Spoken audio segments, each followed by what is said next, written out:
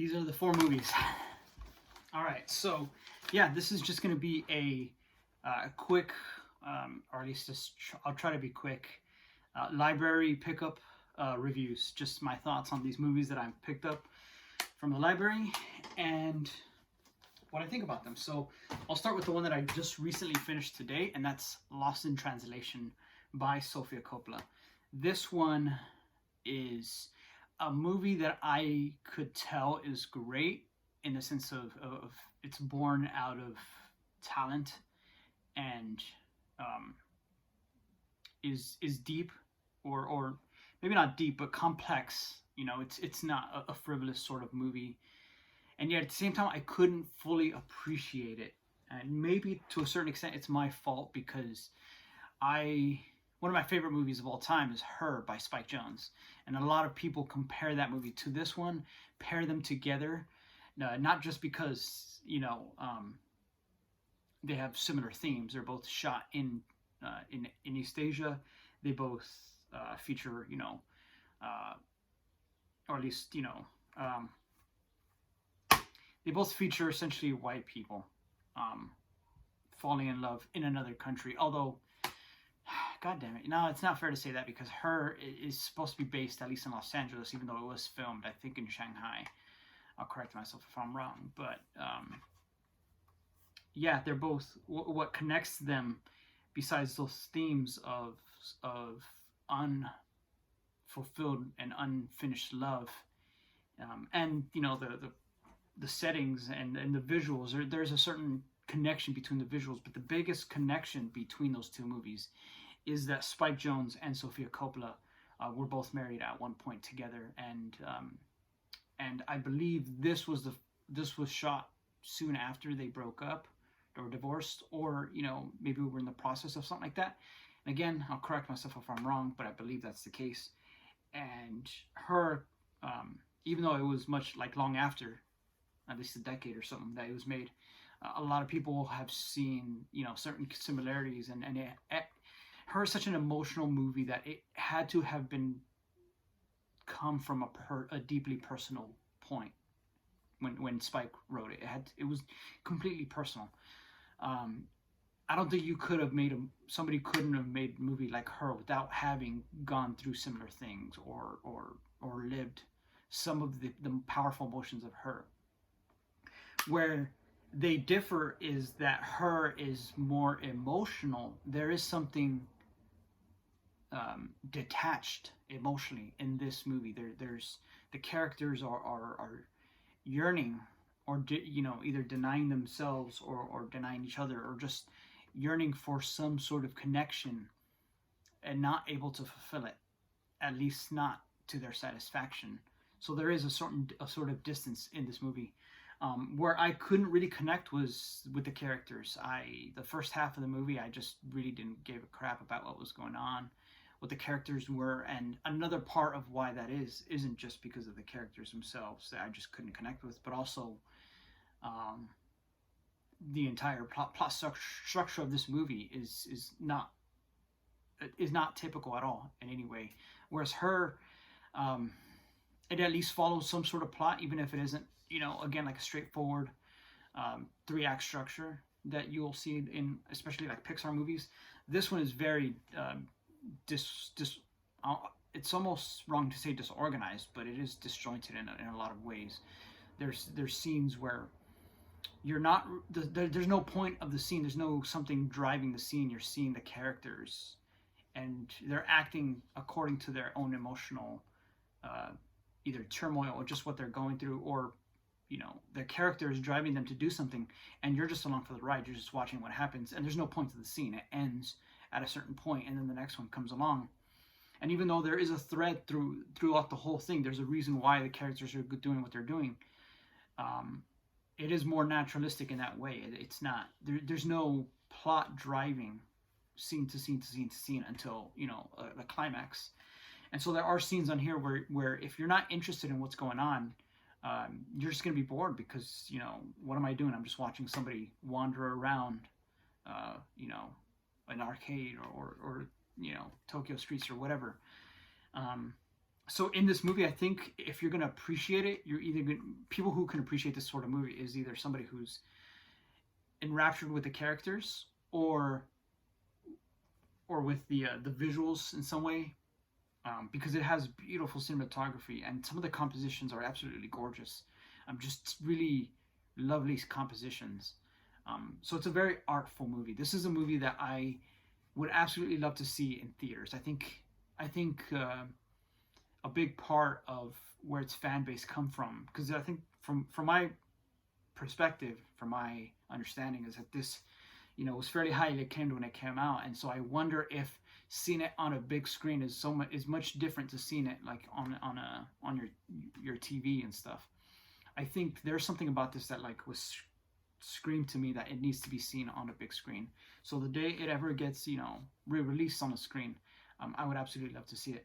I also think that the Blu-ray itself may not have been a great transfer. There's some sort of graininess that didn't feel natural, that didn't feel like there was some scenes, that you see the film grain, but there's some scenes and shots that are just more grainy than others. And sometimes from what my limited experience so far is, that it just feels like the transfer wasn't good. It feels that if a boutique company that is known for putting out good quality releases was to release this, they would do a better job. It would look better. So I would absolutely love to see this be released by Criterion. I think would do a good job. Arrow. I think I could see this being an Arrow movie. Prefer, in the past maybe Arrow Academy, but I could definitely see this being an Arrow movie. Maybe a BFI or Eureka in the UK. I could even see this a 4K. This just seems like, one of those movies that Kino. How did I leave them out? Kino should release this in 4K, especially. I think it would look gorgeous in 4K. It's a very beautiful looking movie. It's just that there's certain scenes and character moments where you just don't really, at least I didn't really care, and yet I feel it calling back to me. There's something about this that just makes me feel that this is a movie that would be more appreciated on repeat viewings, especially because it took a while for me to really get into it. I think I tried 3 separate times. I watched like the first 30 minutes sitting alone, and I was already kind of tired that day, and I couldn't pay attention. But then I tried again like yesterday, and again like I could only watch a certain amount, and I just really was not caring. And this is a movie that's so acclaimed that I had to power through it. There's some movies that I will absolutely give up on. This one I had to power through it, and I finally did. While I was working actually, and then it was about halfway the movie that like I actually started to get interested in, and then I was able to like actually sit and watch the rest of it, although still not enraptured.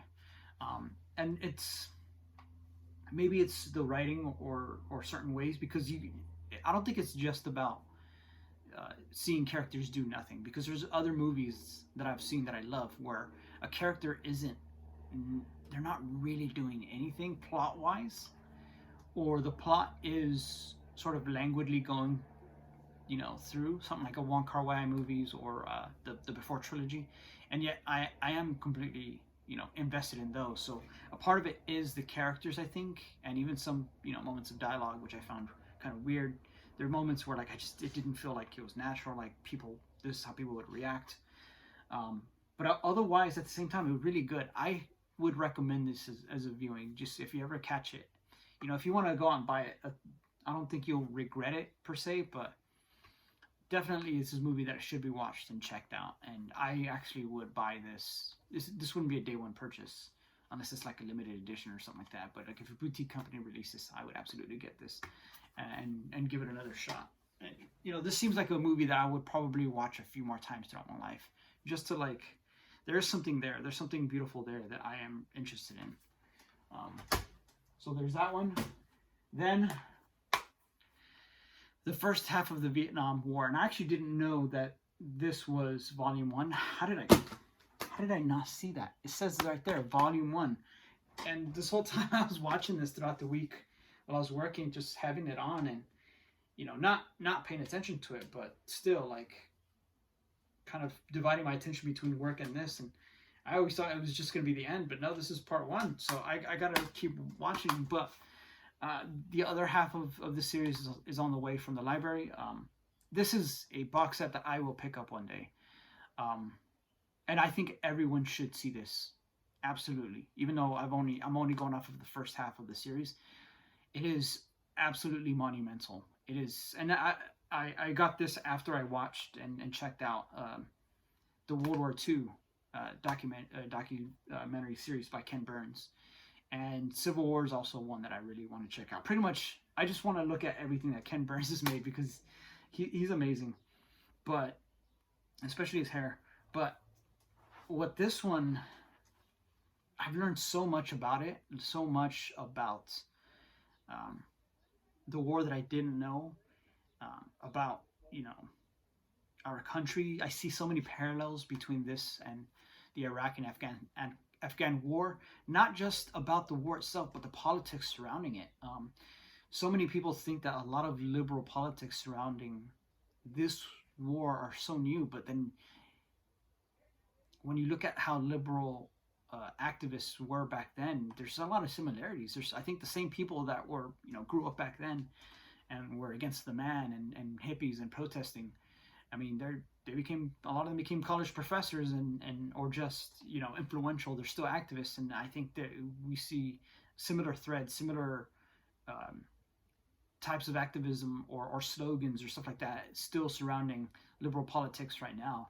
So it was interesting that way, also seeing just what the similarities are, not just between the two wars, but also between politics and people back home, between the wars that these people fought in, as well as the war that I was a part of in both Iraq and Afghanistan as a Marine. So very interesting, very horrifying in a lot of ways. It's a must watch. It's a must watch, and it's also, I think, one thing that I really love and appreciate about this is that they don't just focus on what the U.S. was doing at the time and U.S. politics and U.S.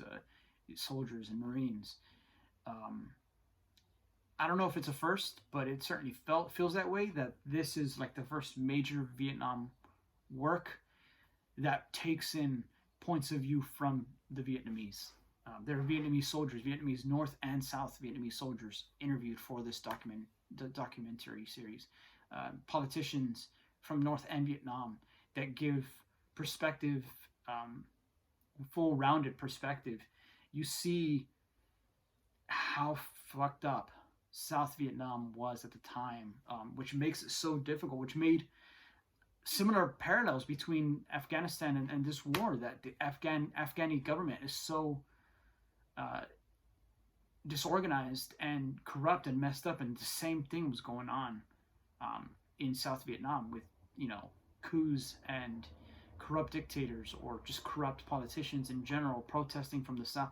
I mean, I think that war would have been very, very different if South Vietnam had a coherent and connected populace and government at the time. If they didn't have their struggles, we could have I don't know if we would have won, but it definitely would have probably been Vietnam, and just things in general would be different. I could see something like what we have in Korea right now if there was a coherent, connected South Vietnam.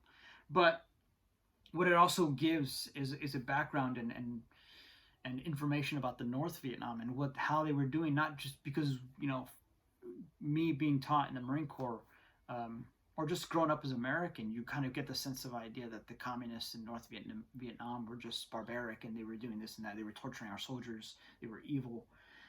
But it gives, and not that those things didn't happen, that there wasn't torture or that there wasn't, political killings or political, corruption in North Vietnam either. It's just that it gives a more understanding view of how the populace was in North Vietnam, how they just wanted their own freedom, how so many people joined North Vietnam just to get the foreigners out of their country. And you completely understand why so many people were a part of that movement. But also it completely gives a different view of Ho Chi Minh that I didn't understand. That I thought growing up and just up until recently that he was some sort of evil dictator, some sort of evil, um, some sort of like a Tojo figure, but in Vietnam, and he wasn't like that at all. Um, it was more the other politician that eventually took power, Lei Zuan. But this is all from the first half. I may get a different view in the second half, but that's just it's so powerful just learning about that, as well as just how beautiful Vietnam was and is. So it's something I'm definitely going to buy one day, and then I think this is a documentary series that needs to be sort of rewatched throughout your life. I would recommend everybody at least should at least watch it once. But me being if you're any sort of history nerd or just into history, this would be a kind of series that you would want to own, and then just put on every couple of years just to remind yourself, refresh those memories, because the people who fought on all sides in this war definitely deserve to be remembered. So those are my thoughts on the Vietnam War so far. Next is Claudine, Criterion Collection. So this is a movie that I definitely appreciated more, and I watched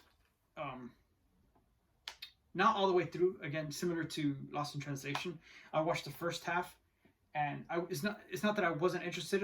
It's just that I wasn't sucked in enough, so that when an opportunity to be distracted or to do something else came up, I took that. And then the next time I got down and sat down and watched it, I finished it all the way through.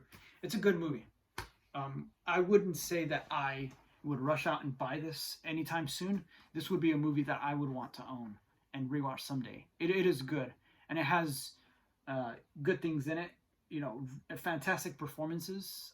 Both James Earl Jones and Diane Carroll, who this is my first introduction to her. I think both of them just gave amazing performances. And this is another series, or sorry, not series, but movie that is also not typically structured, but it's also not as disjointed as Lost in Translation. But it is essentially a single mother who is being courted by a trash collector, and both sort of fall in love slowly, without meaning to really, because she's a single mom. She's got 7 kids or something like that, and he's a single father, but doesn't have connection or even not even joint responsibility over his children. He pays what is it called, child support on his kids.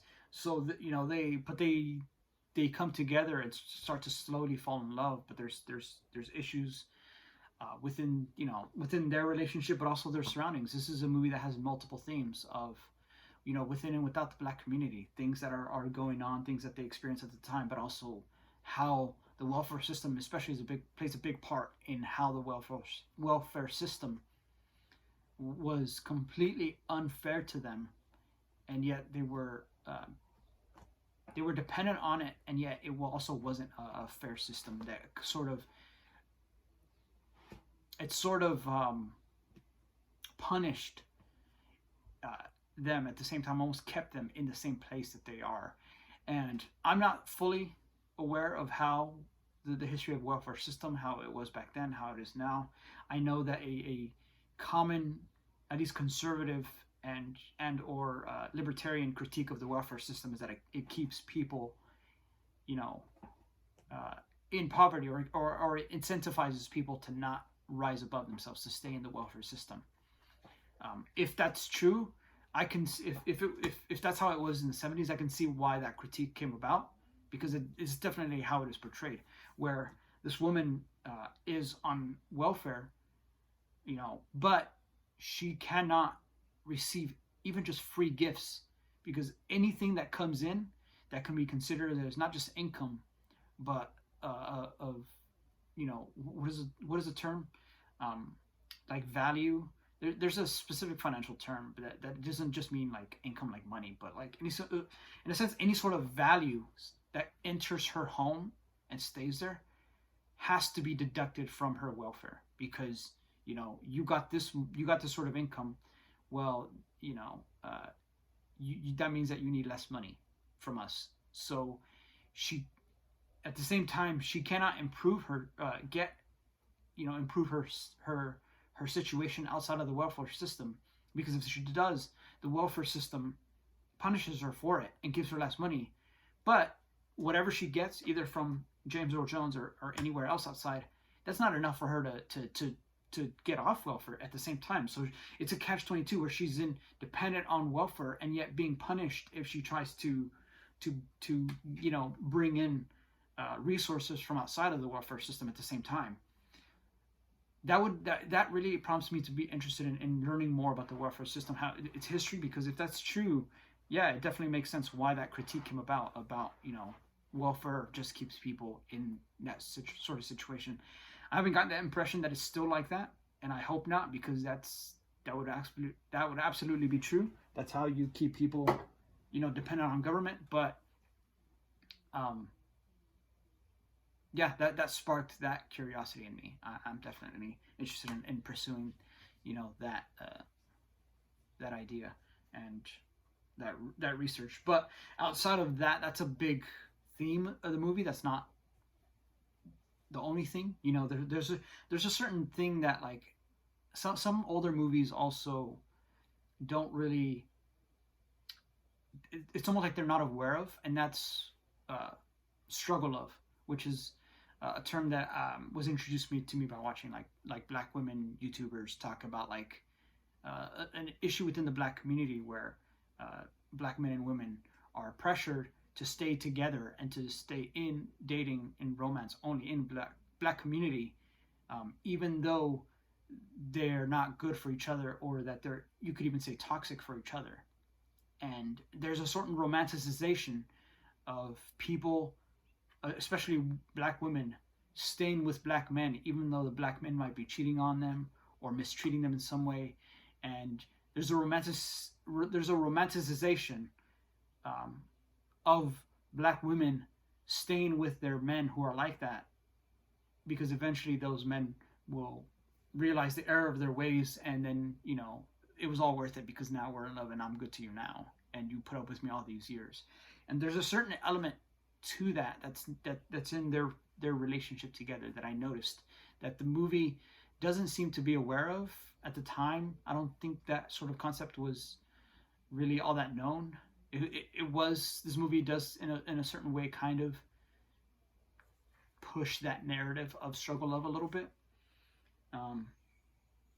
but it definitely has other themes of not just that struggle love, but also inter parent conflicts within the Black community, Black parents and Black children, stuff like that, sex and romance, outside of marriage is another thing that's discussed and sort of interrogated.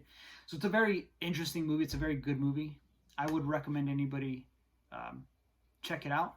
I also don't think anybody would really, at least I wouldn't have regretted buying this, even if I'm not the craziest about it, even if this isn't a movie that I'm going to go out and buy the next, Criterion sale. It is one that I will pick up one day, and I am definitely going to check out the rest of these supplements, especially that audio commentary, because I always find whenever it comes to these boutique Blu-rays, even if I'm not crazy about the movie, whenever I watch the supplements, they always teach me something about the movie that builds up that appreciation, so that the next time I watch it, I do actually like it a lot more. And this feels like that's this kind of movie that it would be like that I would appreciate it more the more rewatch I watch, the more times I rewatch it, but also the more I learn about it and its history and the things around it. So it's very good. I recommend it. The last movie, this was completely random. This is PBS's Joseph Smith, An American Prophet. Now, I didn't read up about this. I thought this was just going to be PBS doing like a documentary about Joseph Smith and the early days of Mormonism. And it is that to a certain extent. It's a how do they call it? A docudrama or something like that, where it's a documentary, but they also dramatize, with actors certain moments. So, but they also have narration over it, in some cases, or after a certain scene, people will be interviewed about, either what's going on, or just further context. I didn't finish this, and I didn't finish this because I came to realize that this is essentially a hagiography, which I did not like. I was hoping that this would be, because it was produced by PBS, or not, say, the Church of the Latter-day Saints, that I thought that this would be a more objective thing. But given that there's actually LDS ministers, or just people high up in the church who are interviewed in here, it's sort of obvious that this was made in some sort of cooperation with the LDS Church, and because of that, I dislike hagiography, whether it's in movies, books, like biographies. I don't like it. This had some sort of cheesy, kind of corny moments. It portrays Joseph Smith as this deeply honorable, passionate, moral man, upstanding man who, was just trying to share his faith. And while I'm not going to say that Joseph Smith was an outright evil man, that's not who he was. And I'm not anti-Mormon, but when you learn about the history of the church, you learn that Joseph Smith wasn't just a polygamist, which personally I don't really have any moral objections to. If somebody wants to marry whoever you want. Although I am curious to see what the effect of polygamy is on children. Like if let's say that all the participants were moral people who were all mutually supportive of each other, and their romantic relationship was all perfect, would that have a negative or positive or mutual effect on children? I don't know. But personally, at least when it comes to the adults, I don't have any problem with polygamy. But Joseph Smith wasn't just a polygamist. He married girls as young as 14.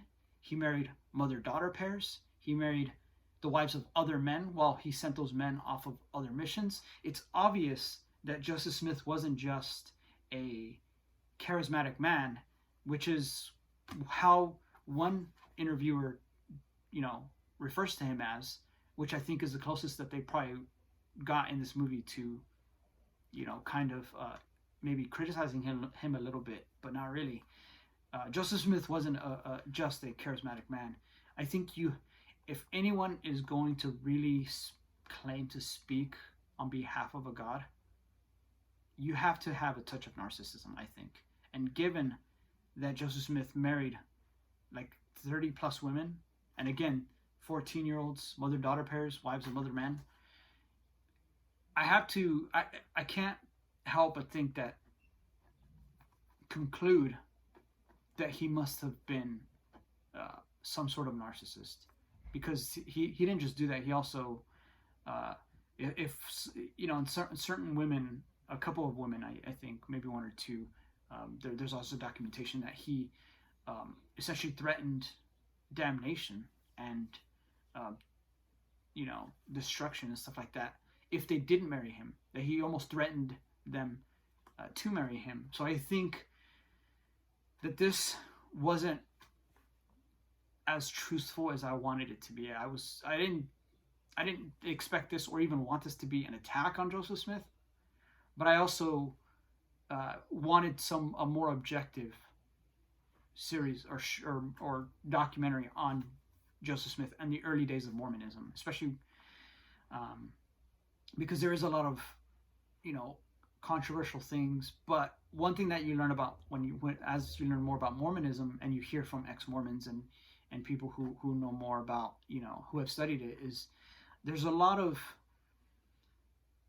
Mormons really have try to paint a very rosy picture of the early days, that these were simple people who were just trying to explore their faith and expand their faith and to worship in the way that they wanted to, and were completely persecuted. And that is how Joseph Smith is portrayed. It's a very rosy, almost innocent portrayal of him. And I don't like it, it's almost propaganda is how I could almost refer to this. Now maybe I'm completely unfair because I did not finish this because I just was like, I'm not gonna watch this, especially because some of the acting scenes were just kind of a little goofy. Plus the historians, which some of them I don't even think were historians. I think especially the LDS church members. But although they did have one guy who said that he didn't believe in the history of the church, however, he did defend it in some way. I can't remember what his exact words, but he was kind of like saying like, I'm gonna paraphrase it. He was kind of saying, yeah, I don't believe it's true, but also look how nice they are, and that's isn't that what really matters, or something like that. It's very loose interpretation of what the man said, but I just couldn't finish this. I would definitely, I almost want to, just because I do want to see if they at least bring up the polygamy, and do they just bring it up and that's it, or do they actually go into those negative things surrounding the polygamy that not just Joseph Smith did, but also like Brigham Young and a couple other people who also married very young girls, wives of other men, or other stuff like that, who weren't just these good, upstanding moral men who just were almost doing these women a favor by marrying them, which is some documents of the church try to portray it that way, that they were trying almost doing certain women a favor, or there wasn't enough men around, or they're marrying them, they're sealing them in the heavens, in the afterlife, but they're not actually like consummating the marriages and stuff like that, which other documents and other historians beg to differ. But I can't say I recommend this.